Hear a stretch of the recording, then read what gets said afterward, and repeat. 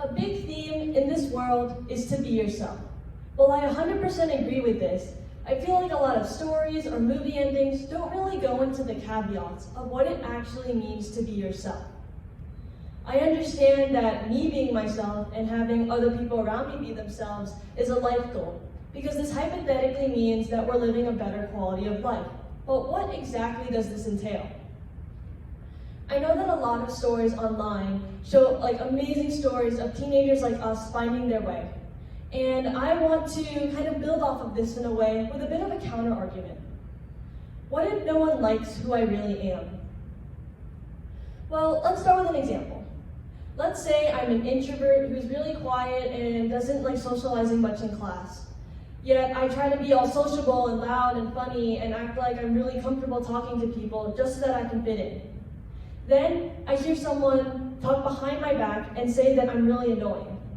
Well, they're not talking about me, they're talking about who I'm pretending to be. So this means it's okay, right? Well, not as much as you might think.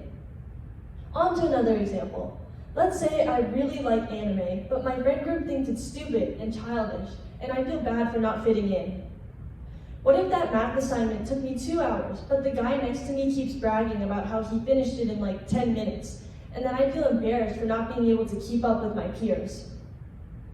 I'm going to give you a frank truth. And regardless of whether you're super self-confident in yourself or you're struggling with self-identity, this applies to you. That truth is that no matter who you are or where you come from, people are going to hate you. I'll repeat that. No matter who you are, people are going to hate you, and that is why you should just be yourself. At first, what I just said might seem a bit contradictory.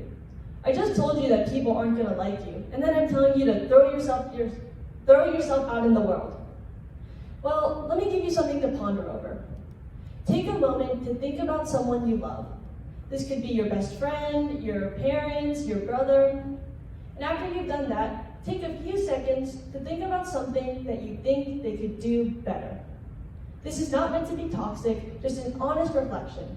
What is something about them you wish they did a little differently, or something that, frankly, you might not like so much about them? After pondering for a few seconds, I want you to answer this question in your head. So you thought of something bad. Does that mean that you hate this person to their guts?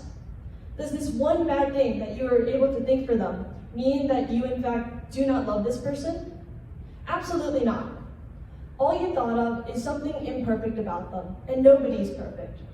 You still love them, you still cherish your time with them, you still think about them all the time. And if you thought of someone who's close enough to you, this means that you've seen all the good and all the bad of them, and they've also seen all the good and bad of you. This is proof that you can still be loved despite being yourself, because even though they've seen all your flaws, all the bad things about you, all the reasons to not like you, they still love you. Finally, I'd like to end with another example, or rather, one that I started at the beginning of this speech. Let's say you're in class and you see this introverted person, and they're just really quiet, they speak in a quiet voice, and they just don't like talking to people. Well, someone's always going to think that that person is weird because they're socially awkward and don't like to interact and speak too quietly for people to hear. Let's say there's also an extrovert in the class. Well, someone's always going to dislike the extrovert and think that they're obnoxious and rude for being the class clown and socializing with everyone. But someone's always going to appreciate the introvert because they're the ones that never interrupt the teacher and class runs smoothly because of them. Someone's always going to appreciate the extrovert because they are the ones that voice the opinions that everyone else is too afraid to say. I'm not saying that if you're an inherently bad person, that you continue to live life that way.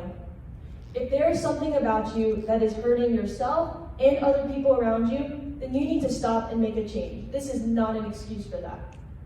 My point is that no matter who you are, life is going to throw challenges at you. So might as well stop trying so hard to be someone that people are going to hate and love anyway. Thank you for listening.